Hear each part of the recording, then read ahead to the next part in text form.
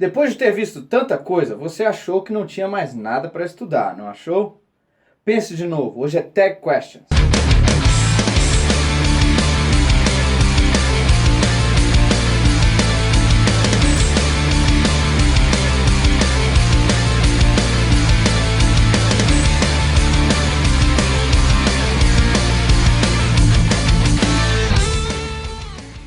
Seguinte, galera, o pior já passou. As coisas mais difíceis que há para se aprender no inglês, você já estudou. Mas nada impede que a gente dê aquela pequena aprimorada aqui e ali. Então o assunto que a gente vai ver hoje é bem simples. E ele se resume a uma só palavra. Aquele famoso né? Isso mesmo, é só aquela besteirinha no fim da frase. Né? Vamos supor que você faça uma afirmação qualquer. Né? Aí depois você pede aquela tácita confirmação da outra pessoa depois de ter falado. Né? Parece até coisa de japonês. Pois bem, se esse né é tão simples no português, e talvez no japonês, saiba que no inglês ele é um pouquinho mais elaborado. Antes da gente entrar em detalhe, você precisa saber só uma coisinha. Existe sim, no inglês, uma forma coloquial e simplificada de se colocar essa perguntinha no fim da frase. E essa outra forma é a palavra right, que significa certo. Basta colocá-la na entonação de pergunta. Certo? Então você faz uma afirmação qualquer e termina com right? Tipo, he likes to play video games. Right? Ou she doesn't like to work very much. Right? Ah, professor, se tem esse jeito mais fácil aí, vamos usar ele mesmo aí e toca essa bola. Bora. Calma, Joãozinho. Não é por aí. O problema é que esse colocalismo acaba enfraquecendo a expressão. E às vezes você quer ser um pouco mais enfático. E eu te digo aqui e agora que os americanos usam a forma gramaticalmente correta o tempo todo, sim. Eles não se limitam apenas ao coloquialismo. Então é bom que você saiba. Mas antes que um episódiozinho curto e besta acabe ficando muito longo, vamos lá. Tag Questions. Como é que se faz essa parada? Primeiro, vamos ver um resuminho de como se forma a Tag Question. Dá uma olhada nessa tabela. Para resumir as Tag Questions, é basicamente assim. Nós temos a frase original, um statement, seguido pela Tag Question. Se a frase original for positiva, a Tag Question vai ser negativa. Se a frase original é na negativa, a Tag Question é na positiva. Ela é tipo assim, sempre do contra. O auxiliar que a gente vê na frase original tem que ser o mesmo auxiliar da Tag Question. E o substantivo da frase original tem que ter o seu equivalente na forma de pronome na Tag Question. Viu aí? Bem simples, né? Tá, mas que história é essa de positivo vira negativo, negativo vira positivo, usa o auxiliar? Vamos pôr em prática. Se liga nesse primeiro exemplo aqui. He can play the guitar. Logo de cara, constatamos que essa frase é uma afirmação, ela está na positiva. Então a nossa Tag Question vai estar na negativa. No mais, podemos ver que o auxiliar aqui é o verbo can. Sempre usamos o verbo auxiliar como referência para a nossa Tag Question. Então na Tag Question ele vai ficar can't. E o sujeito é he. Agora basta inverter. Então essa frase completa com a Tag Question vai ficar assim. He can't play the guitar. Can't he? Vamos lá, outro exemplo. She should do the homework. Mais uma vez, a nossa frase original está na positiva, o que significa que a nossa Tag Question estará na negativa. Só que dessa vez o auxiliar mudou. É outro modal. Agora é should. E como a nossa Tag Question estará na negativa, nós vamos começar com shouldn't. E dessa vez o sujeito é she. Então a frase completa com a Tag Question vai ficar assim. She should do the homework. Shouldn't she? Beleza, mas e quando o auxiliar está na negativa? Aí a Tag Question muda de acordo. Vamos ver um exemplo disso usando o mesmo auxiliar, só que dessa vez na negativa. He shouldn't smoke. Dessa vez a frase original está na negativa. Então a nossa Tag Question vai ficar na positiva. E usamos o mesmo auxiliar, shouldn't. Só que na Tag Question ele vai ficar should. E o sujeito é he. Então a frase completa com a Tag Question vai ficar assim. He shouldn't smoke. Should he? Mas espera aí, eu falei que toda vez a referência para tag question vai ser o verbo auxiliar. Mas e quando não tem auxiliar? Sempre tem um auxiliar, gafanhoto. Vamos ver um exemplo disso. They work together. Nessa frase nós não temos auxiliar. Nós temos apenas o verbo work. Mas ele não é auxiliar, ele é um verbo principal. E agora? Na verdade, nós só não temos auxiliar porque essa frase é uma afirmativa. E nós já vimos que nós só precisamos de um auxiliar na negativa e interrogativa. Mas se você lembra da sua aula sobre hábitos diários, você deve lembrar qual é o auxiliar para todos os verbos. Isso mesmo, é o do. E o do não está explícito aí. Ele está na frase, invisível, implícito, atrás do verbo work. Então o auxiliar da vez é do. Como a frase é uma positiva, a tag question vai ser negativa. E o sujeito da vez é they. Então essa frase completa com tag question vai ficar assim: They work together, don't they? Mas olha só, o verbo do tem outras conjugações. E se o substantivo estiver na terceira pessoa? Vamos ver isso na prática. Se liga nessa frase aqui. He learns fast.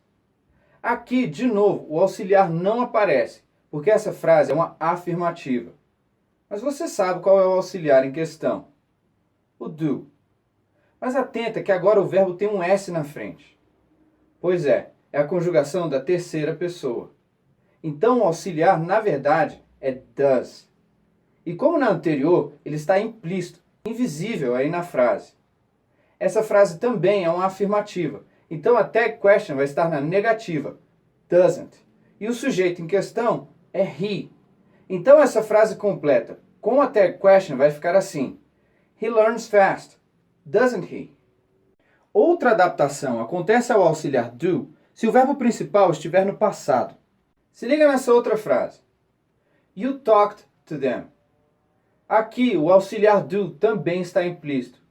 Só que dessa vez o verbo principal está no passado. O que significa que agora ele é did. Como essa frase está na positiva, a tag question estará na negativa, didn't. E o sujeito é you. Então essa frase completa com a tag question vai ficar assim: You talked to them, didn't you? Mais uma vez, invocando aquela nossa aula sobre hábitos diários, você deve lembrar que tem apenas um verbo que dispensa o auxiliar do. Na verdade, é um verbo que nem tem auxiliar. Esse é definitivamente o verbo mais singular e distinto da língua inglesa. E se você não lembra qual é porque você é um cabeção. Aí, bando de mané. É o verbo be. Se liga, você já devia saber disso, hein? Fala sério. Então, quando o verbo em questão é o be, nós usamos o próprio be na tag question. Olha aqui esse exemplo. He is a good student. O verbo aqui é be. E be não exige auxiliar, não tem nenhum auxiliar implícito ou invisível aí. Então a gente vai usar esse mesmo verbo na tag question. Como a frase original está na positiva, ele vai estar na negativa, isn't. Então a frase completa com a tag question fica assim: He is a good student, isn't he? Com relação ao verbo be, nós temos uma situação um tanto inusitada, que quando o sujeito é I. Você deve ter percebido que todas as nossas tag questions, quando eram negativas, vieram com contração. Então, quando o sujeito for I, isso gera um problema com a contração. Isso porque não existe contração entre o verbo am e o not. Então, como é que fica essa tag question? Bom, nesse caso, há duas possibilidades. Vamos mudar um pouco aquela frase anterior, dessa vez usando I como sujeito. I am a good student. Bom, se é para usar o am na tag question, então como é que fica? Amn't I? Não. Essa parada aí não existe. Então, tem dois jeitos de se resolver esse impasse. O mais fácil é que você pode simplesmente desfazer a contração e jogar o not no final.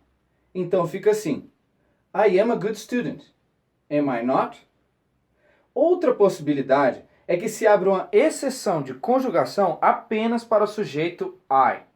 Então, em vez de conjugar am, você vai conjugar are. Isso mesmo, você vai conjugar errado. Nesse caso apenas é permissível. Então vai ficar assim: I am a good student, aren't I? Mais uma situação aqui, galera. Eu te falei que a gente sempre usa como referência para tag question o verbo auxiliar. Mas e quando a frase tem dois auxiliares? Nesse caso, a gente vai prestar atenção no primeiro auxiliar. Sempre o primeiro é a referência. Se liga nessa outra frase. She couldn't have arrived late. Dessa vez nós temos dois auxiliares, could e have. Mas could é o primeiro auxiliar. E é ele que nós vamos usar na nossa tag question. Como a frase original está na negativa, a nossa tag question vai estar na positiva. Então essa frase completa com a tag question vai ficar assim: She couldn't have arrived late, could she? Por fim, nós temos verbos no imperativo. Se você lembra da aula sobre imperativos, lá eu te falei que quando se dava uma ordem, só podia aparecer um único auxiliar em qualquer circunstância, que era o do. Até mesmo quando o verbo em questão era o be, uma situação bem excepcional. Mas a tag question de uma ordem não vai usar o do, vai usar o will. O interessante é que quando se dá uma ordem, a gente vai desconsiderar se ela está na positiva ou na negativa. A gente sempre vai usar will, na positiva mesmo. E como uma ordem é sempre dada para uma segunda pessoa, o sujeito da tag question sempre vai ser o mesmo, you. Então a tag question para imperativos não muda. É sempre will you? Como é que fica isso na prática? Vamos ver. Dá uma olhada nesse pedido aqui. Pass me the salt. Com a tag question, pass me the salt, will you? O mesmo se aplica quando a ordem está na negativa. Don't go there. Com a tag question, don't go there, will you? A tag question para imperativos tem uma única função. É amenizar ordens ou pedidos para criar empatia, ser educado. É como dizer please. Uma tag question que opera de forma semelhante àquela para pedidos e ordens é aquela para convites. Na nossa língua, um convite normalmente é iniciado pela expressão vamos. Em inglês se diz let's, que é a contração de let us. E como um convite é essencialmente um pedido que inclui a própria pessoa que está falando, o sujeito em questão vai ser apenas um, nós, ou we. O auxiliar da tag question para convites vai ser sempre o mesmo, shall. E assim como o que acontece nas tag questions para imperativos, ele vai estar sempre na positiva. Dá uma olhada nesse convite. Let's walk together. Como eu falei antes, a gente vai desconsiderar se está na positiva ou negativa. E o sujeito é sempre we. Com a tag question, essa frase vai ficar assim: Let's walk together. Shall we? Outro convite, dessa vez na negativa. Let's not fight. De novo, a tag question sempre na positiva. Let's not fight, shall we? A tag question na frente de um convite tem a função de deixá-lo mais rebuscado e polido. Bom, pessoal, é isso. Acho que por hoje você já viu bastante exemplos de tag questions. É um conceito bem fácil de entender. E acredite, é bastante usado. E eu não vou nem mais fazer piadinha com o dever de casa, porque você já sabe que tem. Links na descrição. E a gente se vê na próxima.